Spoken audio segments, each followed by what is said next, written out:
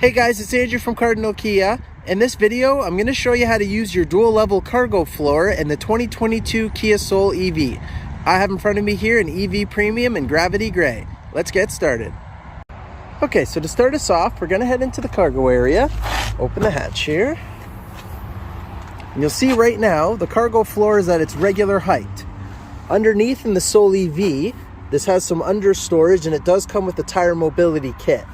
But what we're going to do is we're going to lift the loop here, and I can do it even one-handed. So I'm going to pull back on it and just let the floor drop, and I'm going to slide it into place. And now you gain some extra valuable height in the cargo area. And to bring it back up, go ahead and pull the loop again.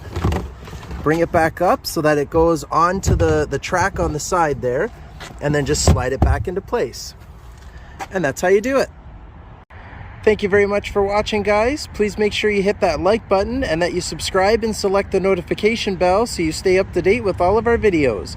Also, go ahead and give us a follow on Twitter, Facebook, and Instagram. All of the links are in the description below. Thanks, guys.